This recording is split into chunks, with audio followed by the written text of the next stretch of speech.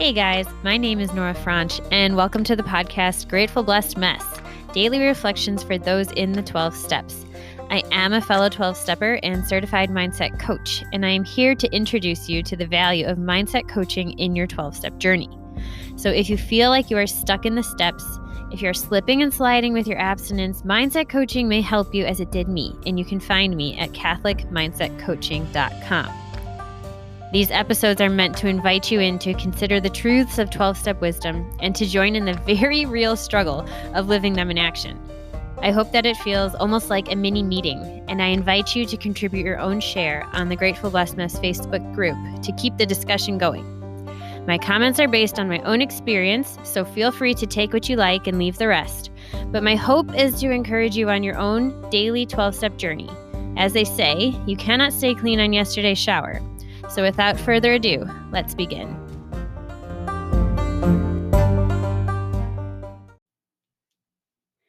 Okay, I'm not going to tell you guys how many times I have recorded this day's episode, but it is almost the accumulation of the number of steps there are in the 12-step programs because I wanted to get it just right. I wanted to do it perfect.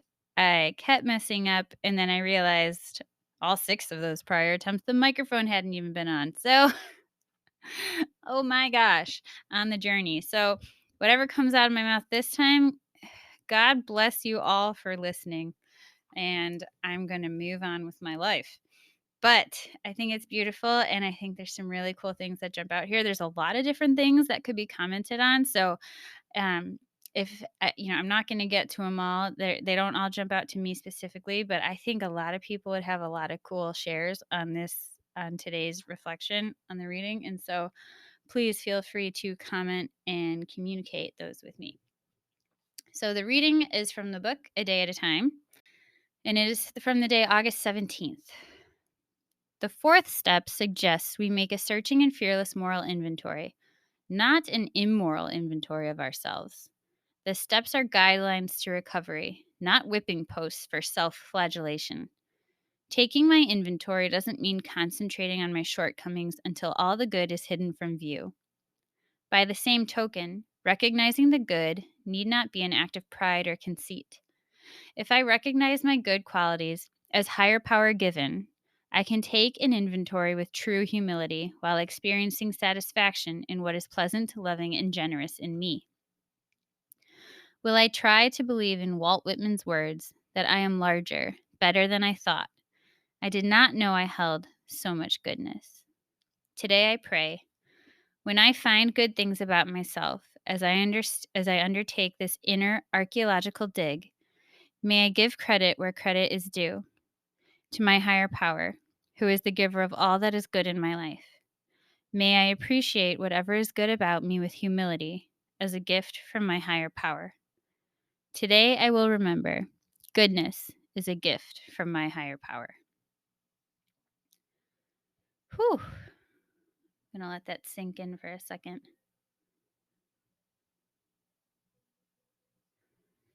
So, several things here, but I want to start with this first one.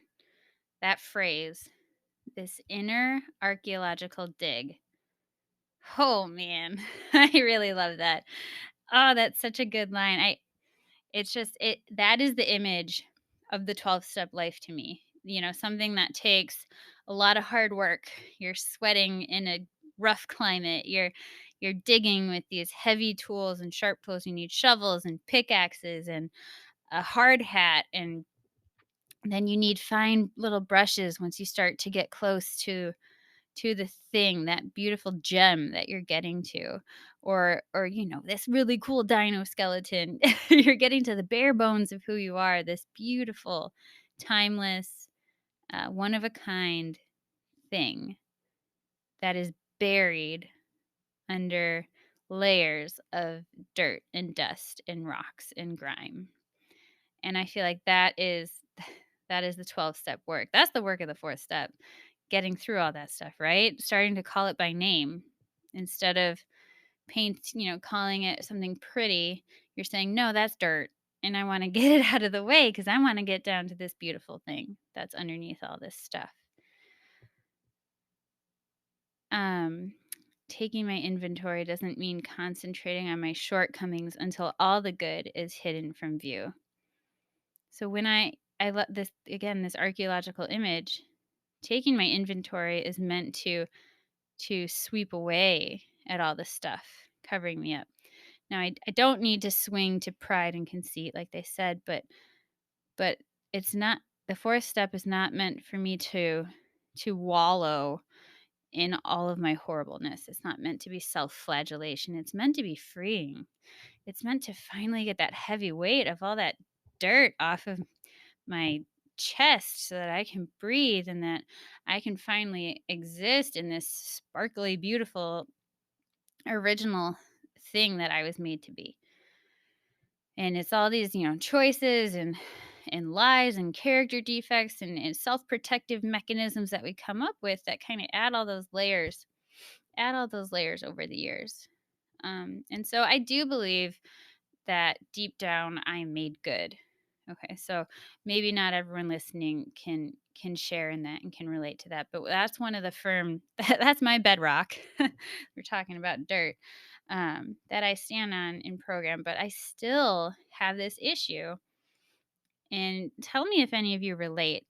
I have this issue sometimes with hearing that everything good from me is comes from my higher power. And on a good day, I can realize like how silly that is. It's like, well, golly, you would not exist if not for your higher power who literally like loved you into existence, right? Like decided I want you to have life. I want to create you and I have a beautiful plan for you, right? But for some reason, I forget that. And I'm just like, oh, look at me. I'm a thing walking on two legs. And look at all the great things that I want to be able to say I can do. So I'm kind of wandering a little bit, but I had this image that if I'm just like this lily, okay, this flower, and I just go with me. I want to like get closer to the sun, or there's just something in the distance that I just think is so cool and I want to get there. And I decide that I don't need to be rooted in one place. And so I pull out my roots and I try to walk. I try to walk towards that thing that I think is so beautiful and pretty. And then along the way, I start to dry out and get very weak. And I don't understand why it is that I'm struggling. Okay. So I understand this is like a cartoon flower. um, but I think it's a really decent analogy for me trying to exist without God. So I really do believe that I came from him, my higher power. I call my higher power God. And when I try to live in a place and exist or take credit for things that I only have in the first place because they were given to me as a total gift, but I say, "Oh, I don't that's not true." Like it was a gift that I was planted in soil and grew up and like have my roots in this rich soil. And I'm just like, Psh, I don't need that. I'm gonna go walk over there where that thing is prettier over there. Maybe it's a prettier field. Maybe I want to be with like these other giant flowers or something. And not realizing that the soil isn't the soil I need, the sun isn't as good, and the winds are really strong or something. Really running away with this. But I think it's that perspective. It's that perspective that true humility will give me, or can give me. It will give me if it's true, of who I am and where I came from, so that I can accept the goodness in me as a gift.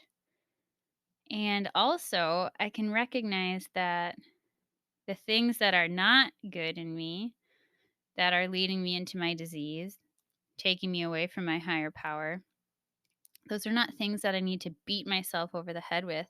Those are things that I can be happy to recognize so that I can let go of them, so I can move on from them, forgive myself for them, you know, ask for help in them They're not meant to be things to weigh me down.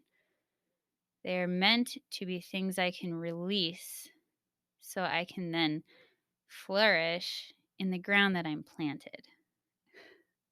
All right, trying to bring it back to that awkward flower analogy. But really, truly, that's kind of beating me over the head. That it's kind of like the good powerlessness that we read about in the big book. I'm gonna blank on the page, but where we actually come to understand powerlessness as being our means to freedom. Once we can admit that we are powerless over our substance of choice, then we can finally do something about it, right? Then we can finally move forward into recovery, because until I admit that, I'm still headfirst in like ungodly self-reliance. And so it's once I accept that that it's not that I'm incapable of good. It's that all the good in me is evidence of God, is evidence of my higher power. And so it's not that I'm nothing without him. It's that I am what I am because of him. Does that make sense? And so I can just like dazzle and dance and rejoice in that, because that's something to be celebrated.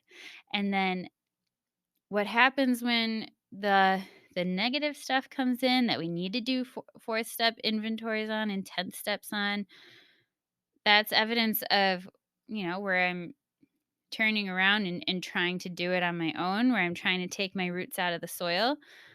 And it's okay, but it's a reminder that that makes me sick. That makes me weak. That makes me dry out spiritually and like die in an internal way. This is a spiritual program. That is, we need to be rooted in that. So that was a little bit of a longer share. And there's even more I wanted to comment on, but that's where it went. And so that inner archaeological dig, if anyone has a really cool picture, image, painting, whatever, of an archaeological dig that kind of reminds them of the spiritual work of the 12 steps, and please send that along, share it. I'm sure lots of people would benefit from from seeing that in their life, and I want to like just paste it on the wall so that I can remember that that is the journey I'm on. That is the work of the 12 steps, and I can just be grateful for being in that dig. And guess who's the director of the dig? Higher power. And if he directs it and I listen to who's directing it, we're going to get to the bottom. We're going to uncover that beauty. We're going to uncover that lovely dinosaur skeleton, the goodness, the bare bones of who I am without all the layers of all the other stuff. So I'm going to wrap it up. I can't wait to hear from you guys. Hopefully this has spoken to you in some way. And as they say, take what you want and leave the rest. And with that, I pass.